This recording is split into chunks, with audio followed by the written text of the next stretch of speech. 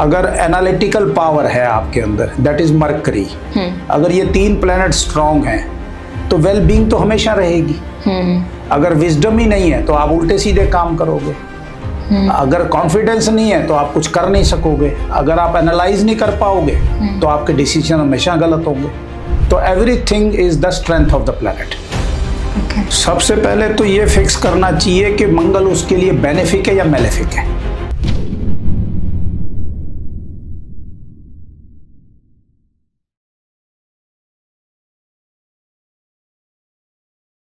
Welcome to TVT podcast. आज हमारे साथ है Narendra Juneja sir as an astrologer.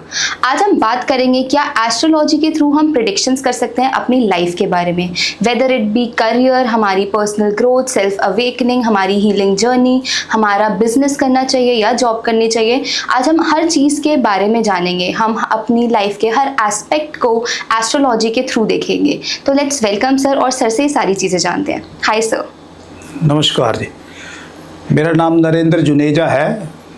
मैं आप सब लोगों का धन्यवाद करना चाहता हूं और मैं इस फील्ड में पिछले 35 साल से एस्ट्रोलॉजी की प्रैक्टिस कर रहा हूं और मेरा विश्वास है कि जो लोग मेरे कांटेक्ट में आते हैं उनको सही तरीके से एडवाइस देना और उनकी लाइफ में पॉजिटिवनेस देने की मैं पूरी कोशिश करता हूं। सर, हम एस्ट्रोलॉजी के थ्रू कैसे अपना राइट लाइफ पार्टनर को चूज कर सकते हैं? मतलब क्या कैरेक्टरिस्टिक्स हैं जो हमें एस्ट्रोलॉजी के थ्रू ही पता लग सकती है? Astrology is a ultimate tool for finding a desire partner as well as business partner. और बिजनेस पार्टनर के लिए पार्टनर की जो स्ट्रेंथ देखी जाती है वो उसके प्रोफेशनल लॉर्ड, जो 10th का लॉर्ड है, उससे और उसके इनकम से और रिलेशनशिप से देखी जाती है, जिसमें सन, मरकरी और वीनस का की स्ट्रेंथ जो है ज़रूरी है और 10th लॉर्ड और 11th लॉर्ड और वीनस की स्ट्रेंथ ज़रूरी है। और रिलेशनशिप के लिए जो मेन प्राइम सिग्निफिकेटर है प्लैनेट वो है वीनस। वीनस अगर किसी के चार्ट में स्ट्रॉन्ग है तो ऐसे केस में उसकी जो बॉन्डिंग है, रिलेशनशिप बॉन्डिंग जो है वो लॉन्ग टर्म होती है। और फिजिकल बॉन्डिंग के लिए जो है वो मार्स को देखा जाता है। ओके, तो अगर जैसे किसी को लव मैरिज करनी है या फिर अरेंज मैरिज करनी है तो they have to see this science and everything. देखिए, आज की डेट में बच्चे जो हैं लव मैरिज की तरफ ज़्यादा रुझान है जी। और लव मैरिज में कोई बुराई नहीं है, लेकिन सिर्फ लव मैरिज पे से लव मैरिज में ही जाके और सिर्फ शादी करना, मैरिज करना में रिस्क हो सकता है। अगर आपको लव करनी है या अरेंज करनी है तो उसके साथ में एक सेकंड ओपिनियन जो है वो एस्ट्रोलॉजर की अगर ले लेंगे तो उस केस में डिफ़िकल्टी का लेवल जो है वो कम रहता है, क्योंकि सम केसेस में इमोशनली आप किसी के साथ अट्रैक्ट हो जाते हो, किसी के साथ बॉन्डिंग हो जाती है, किसी के साथ इमोशनली अटैच्ड हो जाते हो, पर यू डोंट नो कि जो फर्दर पीरियड चलने हैं वो किसी ऐसे प्लैनेट के चलने हैं जो झगड़े को रूल करता है, किसी ऐसे प्लैनेट के चलने हैं जो ब्रेकअप दे सकता है। तो इसलिए second opinion of the said astrology is very much required. और लव मैरिज हो या अरेंज मैरिज हो, the marriage should be good only, not bad marriage. Okay, तो सर अगर लव मैरिज कर ली है एंड द स्टार्स उसमें नहीं थे, मतलब फेवर में नहीं थे एस्ट्रोलॉजी के थ्रू, तो अब अगर कर ली है तो क्या प्रॉब्लम फेस करनी पड़ेगी? और अगर प्रॉब्लम्स आ रही हैं तो कैसे उनको हम रिजॉल्व कर सकते हैं एस्ट्रोलॉजी के थ्रू? देखिए जी, अगर आपके चार्ट में डिफ़िकल्टी है, जो फर्दर पीरियड ऐसे प्लैनेट्स के चलने हैं जो कि डिफ़िकल्टी दे सकते हैं, ब्रेकअप दे सकते हैं, डिस्प्यूट दे सकते हैं, कोर्ट और लीगल केसेस दे सकते हैं, ऐसे केस में पेशेंस रखनी चाहिए। रिजॉल्व जो है म्यूचुअली बैठ के करना चाहिए। अगर कोई डिफ़िकल्टी है बहुत ज़्यादा तो उस केस में तो remedies up to some extent तक काम करती हैं। अगर वो coming period are short lived और ज़्यादा अफिलिक्टेड नहीं है प्लैनेट, तो उसमें अगर एस्ट्रो रेमेडीज को आप परफॉर्म करते हो तो चीज़ें काफ़ी इम्प्रूव हो सकती हैं। ओके, ऑल्सो क्या एस्ट्रोलॉजी के मतलब हमारे जो प्लैनेट्स होते हैं बेसिकली वो हमारे कॉन्फिडेंस, हमारी डर, हमारी स्ट्रेंथ, वीकनेसेस पे भी एम्फेसिस डालते हैं कुछ, या कुछ है ऐसी चीज़ें? हमेशा जब आपके चार्ट में स्ट्रेंथ होगी तो आपका कॉन्फिडेंस होगा, आपका विजन होगा जी, आपके अंदर कुछ कर गुजरने की मतलब एनर्जी होगी। जब आपके प्लैनेट कमज़ोर होंगे तो आप जो है फियर रखेंगे। सक्सेस की तरफ जाने से पहले आपको डिफ़िकल्टीज होंगी डिसीजन लेने में, आपको क्लैरिटी नहीं होगी। सपोज किसी का 10th लॉर्ड स्ट्रांग है तो वो अपने प्रोफेशन में काफ़ी स्ट्रांग रहेगा। अगर उसके 10th के साथ 11th लॉर्ड स्ट्रांग है तो वो प्रोफेशन के में भी स्ट्रांग रहेगा, उसको इनकम भी होगी। अगर उसका साथ में 2nd लॉर्ड स्ट्रांग है तो उस केस में उसको प्रोफेशनल सक्सेस मिलेगी, स्टेटस मिलेगा और गेन्स मिलेंगे। अगर 2nd लॉर्ड वीक है तो उसको इनकम होगी, उसका बिजनेस होगा, लेकिन उसको लोग पहचानेंगे नहीं। तो दीज आर द डिफरेंस। और ये डिपेंड करता है मैन टू मैन, मतलब डिपेंड करता है एवरी डिफरेंट चार्ट पे। और every chart is a unique chart. Her chart में एक चार्ट से दूसरे चार्ट का कम्बिनेशन डिफरेंट होता है। इवन दो जो ट्विंस पैदा होते हैं, दो बच्चे जो इकट्ठे पैदा होते हैं 5-10 मिनट 15 मिनट के अंतराल में डिफरेंस में, उस केस में भी ये देखा गया है कि सक्सेस, हेल्थ, मैरिज में भी डिफरेंस होता है। ओके। ऑल्सो क्या एस्ट्रोलॉजी के थ्रू हम अपना लाइफ का पर्पस अगर हमें पता ही है तो उसके थ्रू हम अपना वो अटेन कर सकते हैं? बिल्कुल। अगर आपको क्लैरिटी है, सपोज आप स्पिरिचुअलिज्म में जाना चाहते हैं और आपका जुपिटर और सन स्ट्रॉन्ग है तो उसमें बहुत सिंपल है कि आपको सक्सेस मिलेगी। Sun is a lord of success, name, fame.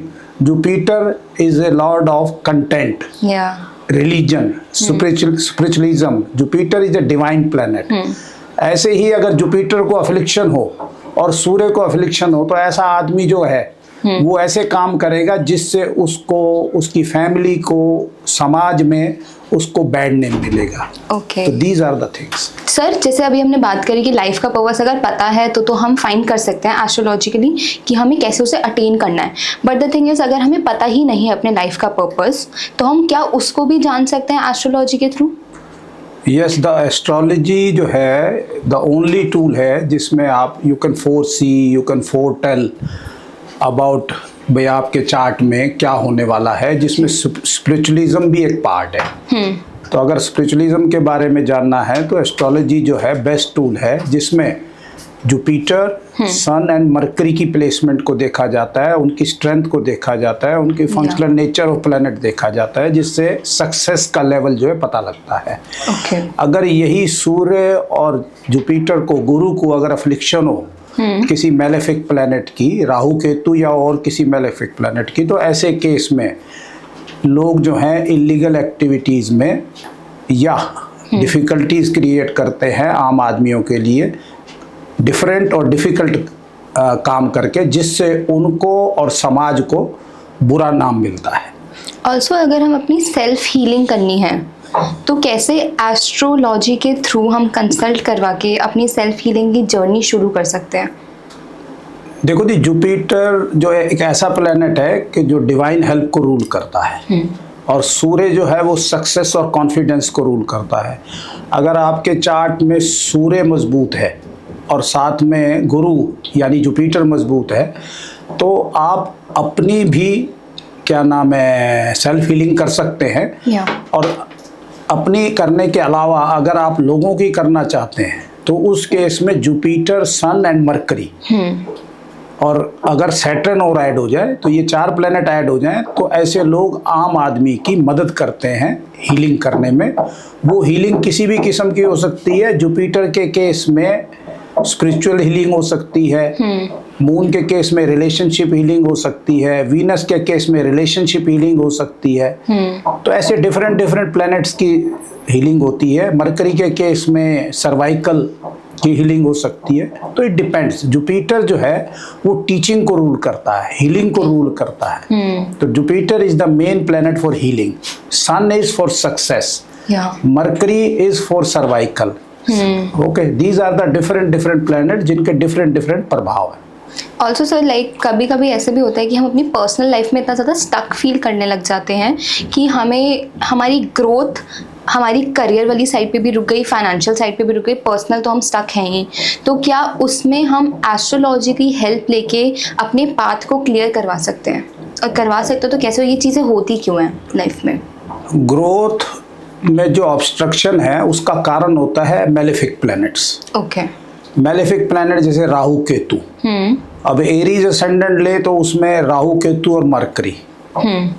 अगर टॉरस ले तो Rahu Ketu Venus Mars and आपका राहु केतु वीनस मार्स और जुपिटर।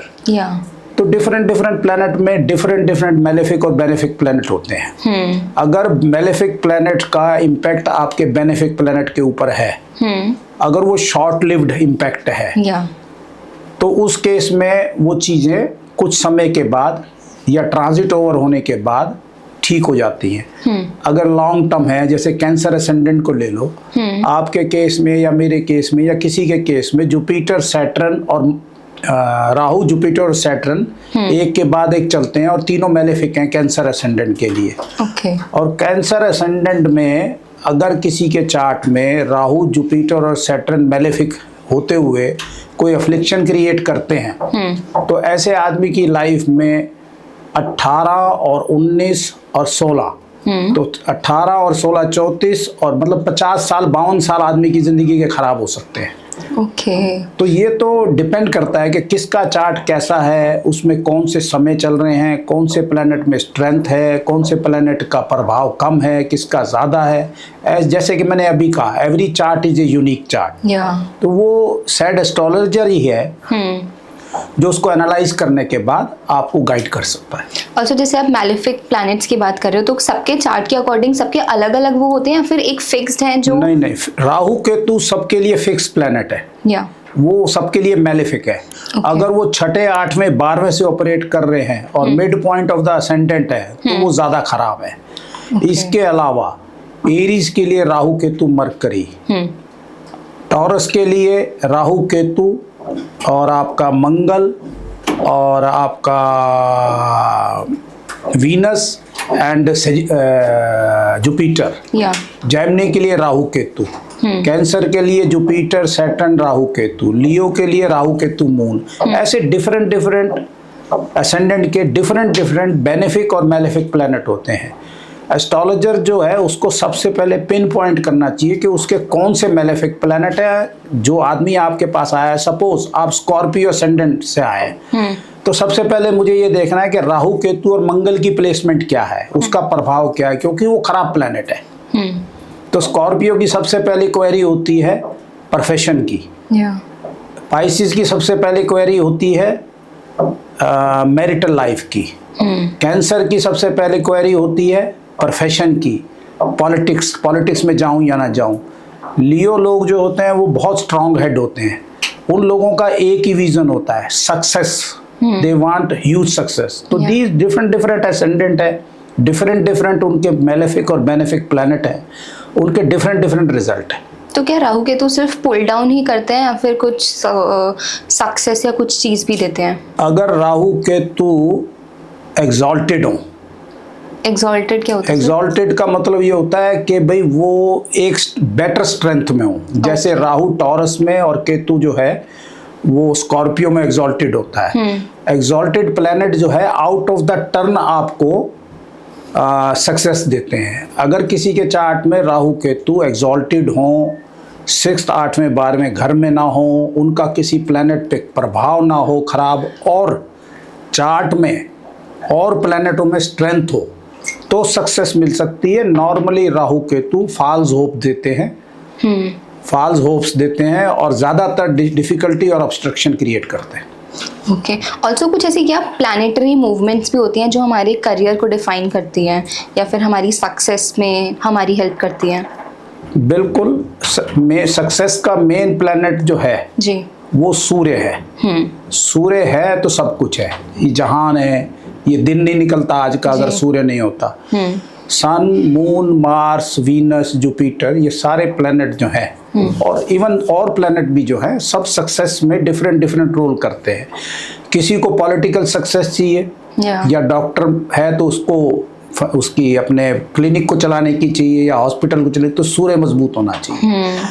अब किसी को फाइनेंस में चाहिए तो मून मजबूत होना चाहिए।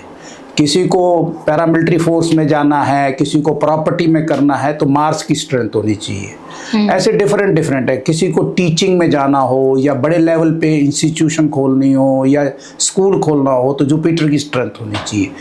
बाकी इन सब के साथ सूर्य की स्ट्रेंथ मस्ट है। ओके। ऑल्सो लाइक किसी की लाइफ में ये भी होता है कि फाइनेंशियल स्टेबिलिटी नहीं होती, जितने पैसे आते हैं उतने चले जाते हैं, कोई सेविंग नहीं हो रही है, तो क्या उसमें भी कुछ प्लैनेट्स का ही रोल है? बिल्कुल। पहले उसमें सबसे पहले ये देखा जाता है कि आपका चंद्रमा में कितनी स्ट्रेंथ है, क्योंकि चंद्रमा जो है वो धन का कारक है। फिर उसके बाद फोर्थ लॉर्ड देखा जाता है। फोर्थ लॉर्ड जो है वो हाउस ऑफ रिजर्व्स है, हाउस ऑफ प्रॉपर्टी है। उसके बाद सिक्स्थ हाउस देखा जाता है। Sixth house house of financial stability है। फिर प्रोफेशन देखा जाता है, क्योंकि प्रोफेशन से इनकम होती है। 10th हाउस देखा जाता है। फिर 11th हाउस देखा जाता है, जो अनअर्न्ड गेन्स देता है। फिर 8वां घर देखा जाता है, जिससे इनहेरिटेंस मिलती है। तो गेन्स के तो लाइफ में बहुत सारे तरीके हैं। गेन्स आपको सेल्फ एक्वायर्ड हो सकता है, स्टेटस के थ्रू हो सकता है, इनिशिएटिव के थ्रू हो सकता है, प्रॉपर्टी से और फैमिली से हो सकता है, स्टडी से हो सकता है, हेल्थ से हो सकता है, पार्टनर प्लेयर से हो सकता है, इनहेरिटेंस से हो सकता है, पिता से हो सकता है, आपको प्रोफेशन से हो सकता है, लॉटरी से हो सकता है, unearned gain and foreign land से हो सकता है। तो डिफरेंट डिफरेंट तरीके होते हैं। इसलिए मैं बारी बारी एक ही बात कहता हूँ कि every chart is a unique chart. Her chart को देखने के बाद उसका नेट रिजल्ट पता लगता है कि ये चार्ट किस तरफ ले जा रहा है। ओके। ऑल्सो क्या एस्ट्रोलॉजी के थ्रू हम आगे की प्रिडिक्शंस कर सकते हैं? लाइक इस साल क्या होने वाला है हमारी लाइफ में, या फिर कुछ आगे आने वाले 5-10 साल में क्या होने वाला है, तो हम उसके थ्रू पता लगा सकते हैं? बिल्कुल। एस्ट्रोलॉजी तो नॉन ही इसीलिए है कि आगे आपका समय जो है वो फेवरेबल है, नॉन फेवरेबल है, स्टैग्नेंट है, आपको हेल्थ से रिलेटेड इशू है, आपको फाइनेंस से रिलेटेड इशू है, आपकी मैरिज में रिलेटेड इशू है, आपके बच्चे नहीं होते, कुछ भी। You can ask anything in astrology. मतलब सिर्फ इंडिविजुअल लेवल पे या फिर एक कंट्री के लेवल पे भी, या फिर एक बड़ी यूनिट के लेवल पे भी मेजरली? बिल्कुल बिल्कुल, आप वर्ल्ड लेवल पे भी कर सकते हैं। ओके। जब कभी शनि कमजोर होगा या शनि को अफ्लिक्शन होगी, तो ऐसे केस में आम आदमी को तकलीफ होगी। अब जैसे पीछे शनि कमजोर चला था, साइन बदल रहा था, तो हिंदुस्तान पाकिस्तान की टेंशन बढ़ गई जी। जब शनि कमजोर होगा तो सबसे ज्यादा तकलीफ जो है वो आम आदमी को होगी। आम आदमी को होगी तो क्या होगा? बरसात नहीं होगी, लड़ाई होगी, जॉब नहीं होगी। उसके मतलब सबसे ज्यादा तकलीफ उसी, बरसात ज्यादा हो जाएगी या भूकंप हो जाएगा। मतलब जब भी कोई प्रॉब्लम होगी वो सिर्फ और सिर्फ ज्यादातर, क्योंकि शनि स्लो प्लैनेट है। जब कभी शनि को अफ्लिक्शन हो, जब कभी शनि वीक हो, जब कभी शनि के साथ कोई और प्लैनेट मैलेफिक कंजंक्ट हो जाए, तो सैटर्न जो है वो आम गरीब आदमी को रूल करता है। तो जो जितने बड़े बड़े ये इंसिडेंट्स होते हैं जिसमें सिर्फ और सिर्फ छोटे आदमी को नुकसान होता है, 4th क्लास को कहो या आम आदमी को कहो, जो रोज कमाता है अपनी ब्रेड बटर, उस आदमी को ही तकलीफ होती है। और जब ये बड़े बड़े इंसिडेंट्स में सबसे ज़्यादा अफेक्टेड आम आदमी होता है शनि की वजह से। और तो जैसे सर अभी बता रहे थे कि हम प्रिडिक्शंस कर सकते हैं उसके थ्रू, जैसे अगर किसी की लाइफ में हेल्थ कंडीशंस जो हैं वो अच्छी नहीं है, या फिर एक पॉइंट ऑफ टाइम पे ही बहुत ज़्यादा चीज़ें ख़राब चल रही हैं, तो हम पहले से उसको कैसे पता लगा के हम क्योर कर सकते हैं? मतलब पहले इनिशियल लेवल पे ही। इनिशियल लेवल पे क्या, फर्स्ट डे जिस दिन किसी बच्चे का जन्म होता है उस दिन आप प्रेडिक्ट कर सकते हैं कि इसकी लाइफ में हेल्थ से रिलेटेड क्या रहेगा। जैसे उसके सूर्य को अफ्लिक्शन हो तो उसको हार्ट से रिलेटेड, ब्लड प्रेशर से रिलेटेड प्रॉब्लम टू फादर होगी। अब चंद्रमा को अगर अफ्लिक्शन हो तो उसको फाइनेंस से रिलेटेड और मदर को प्रॉब्लम होगी। ऐसे ही अगर मार्स को देखो तो मार्स के केस में उसकी ग्रोथ और एनर्जी से रिलेटेड इशू होंगे, ठीक है, उसके छोटे ब्रदर को प्रॉब्लम होगी। मतलब different different planet different different चीज़ों को रूल करते हैं। तो मतलब हम अपने बर्थ चार्ट से अपनी पूरी फैमिली का भी निकाल सकते हैं? मतलब अप टू सम एक्सटेंट आप ये कह सकते हैं कि चंद्रमा को अगर डिफिकल्टी है तो मदर को प्रॉब्लम है, सूर्य को अफ्लिक्शन है या डिफिकल्टी है तो फादर को प्रॉब्लम है। पर ये नहीं कह सकते कि भी वो कब ठीक होगी, कितनी ग्रेव होगी। या फिर मतलब उसमें you can not pin point, बाकी ये एक ऑन द होल आइडिया मिल जाता है। जैसे मरकरी है, मरकरी को अगर अफ्लिक्शन है, मरकरी वीक है, तो happiness on account of children रहेगा या नहीं रहेगा। सन के केस में happiness on account of father रहेगा या नहीं रहेगा। अगर सूर्य 0 डिग्री है और उस पर केतु की अफ्लिक्शन है तो हो सकता है कि उस आदमी का फादर ना हो, क्योंकि उसको डिवाइन हेल्प नहीं मिलनी, उसको फादर की हेल्प नहीं मिलनी। These are the things. जैसे भी आप कैंसर की भी बात करें तो कैंसर भी हम उससे प्रिडिक्ट कर सकते हैं। यस, अगर किसी प्लैनेट में मेलेफिक टू मेलेफिक प्लैनेट एक दूसरे को अफ्लिक्ट कर रहे हैं, या कोई वीक प्लैनेट के ऊपर राहु केतु का प्रभाव है, तो कैंसर भी डिटेक्ट किया जा सकता है। डॉक्टर तो आपको 4 टेस्ट कराने के बाद बताएगा। It can be foretell, it can be predict by the time of birth only. हाँ, it is not like that कि 40 साल बाद आप मेरे से पूछेंगे जब मैं बताऊंगा, पहले दिन ही बता सकते हैं कि इसमें ये प्रॉब्लम्स रहेंगी। तो फिर हम कुछ कर सकते हैं उसके लिए, लाइक रेमेडीज या कुछ कि वो ठीक हो जाए या क्योर हो जाए? रेमेडीज देखिए जी, खराब समय में समय पास करने के लिए होती हैं। 20 से 25%, 30%, कुछ केस में 50% काम करते हैं। और जिसका समय अच्छा चल रहा हो उस केस में उसके रिजल्ट को बूस्ट करने में काम करती हैं। Basically remedies to just pass out the time, to help, जिससे आदमी जो है किसी तरीके से उस खराब समय को पास कर लेता है। बाकी आप ये कहें कि भाई किसी के सूर्य को अफ्लिक्शन हो और उस केस में उसके फादर को टेम्परेचर भी ना हो, बिल्कुल ही रिवर्स हो जाए, वो पॉसिबल नहीं है। प्रॉब्लम्स होंगी, लेकिन वो प्रॉब्लम को फेस करके पास करने में मदद करेंगे। ऑल्सो क्या हमारा मेंटल वेल बीइंग भी कोई प्लैनेट से गाइड होता है? मेंटल वेल बीइंग जो है, अगर आपका विजडम का प्लैनेट स्ट्रांग है, दैट इज जुपिटर। कॉन्फिडेंस का प्लैनेट स्ट्रांग है, दैट इज सन। अगर एनालिटिकल पावर है आपके अंदर, दैट इज मरकरी। अगर ये 3 प्लैनेट स्ट्रांग हैं तो वेल बीइंग तो हमेशा रहेगी। अगर विजडम ही नहीं है तो आप उल्टे सीधे काम करोगे। अगर कॉन्फिडेंस नहीं है तो आप कुछ कर नहीं सकोगे। अगर आप एनालाइज नहीं कर पाओगे तो आपके डिसीजन हमेशा गलत होंगे। तो everything is the strength of the planet. Sir, अगर किसी के चार्ट में हमें पता चल रहा है कि मंगल दोष है, तो कैसे उस मंगल दोष से चीज़ें ठीक कर सकते हैं? मतलब कैसे हम ठीक कर सकते हैं उसको? सबसे पहले तो ये फिक्स करना चाहिए कि मंगल उसके लिए बेनिफिक है या मेलेफिक है। अब मंगल स्कॉर्पियोज के लिए मेलेफिक है जी, राइट। टॉरस के लिए मेलेफिक है। उस केस में अगर मंगल दोष है और उसका किसी प्लैनेट के ऊपर या किसी हाउस के ऊपर इवल इन्फ्लुएंस है, बुरा प्रभाव है, तो दैट कैन काज डिफिकल्टी। बाकी ये कहना कि असेंडेंट में बैठ गया, 4th में हो गया, 7th में हो गया, 8th में हो गया, 12th में हो गया, असेंडेंट जो है मंगल दोष हो गया, दैट इज नॉट करेक्ट। मंगल को पहले उसकी फंक्शनल नेचर पहचानो, फिर उसके बाद वो डिसाइड करो कि भाई वो जो प्लैनेट है उसका इम्पैक्ट कितना है, उसमें स्ट्रेंथ कितनी है, उसका किस प्लैनेट पे प्रभाव है, उसका किस घर पे प्रभाव है। उसको आप गौस करके, उसको अच्छी तरह समझ के, उसको ना तोल के फिर आप जवाब दो। फिर आप डिसाइड करो कि भाई ये मंगल आपको कितना नुकसान कर सकता है। ऐसे कह देना कि मंगल इस हाउस में बैठा है तो मंगल दोष है, that is not correct. Okay, also कुछ मिसकंसेप्शंस भी होते हैं एस्ट्रोलॉजी को लेके, तो मैं जानना चाहती हूँ कि आपके पास तो बहुत सारे आते होंगे, तो आपने क्या क्या मतलब ऐसी मिसकंसेप्शन है जो आप लोगों की दूर करना चाहते हो? मिसकंसेप्शन सबसे बड़ा होता है कि कुछ लोग ये कह देते हैं कि भाई 40 साल के बाद आपका भाग्य उदय होगा। ये बिल्कुल गलत है।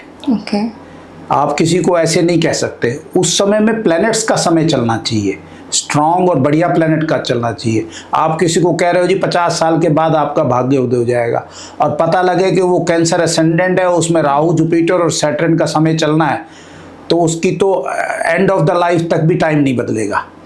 तो आप ऐसे कभी भी वेग जो है, आप एक जो है लॉ वो सब पे लागू नहीं कर सकते, चाहे वो गलत हो चाहे वो ठीक हो।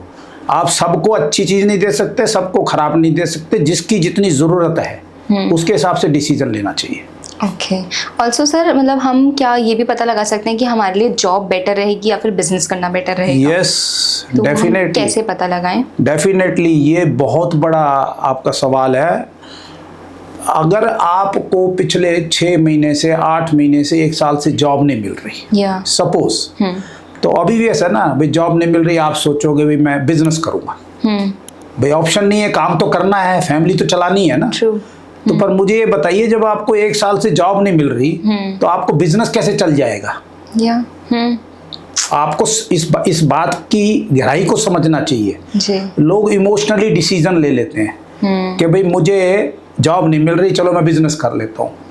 बिजनेस उन लोगों को करना चाहिए जिनके चार्ट में फाइनेंशियल स्टेबिलिटी का लॉर्ड स्ट्रांग हो, 10th हाउस स्ट्रांग हो, इनकम का लॉर्ड स्ट्रांग हो, प्रोफेशन का लॉर्ड स्ट्रांग हो, रिजर्व का लॉर्ड स्ट्रांग हो, इनिशिएटिव का लॉर्ड स्ट्रांग हो, प्रोफेशनल स्टेटस का लॉर्ड स्ट्रांग हो, असेंडेंट का लॉर्ड स्ट्रांग हो।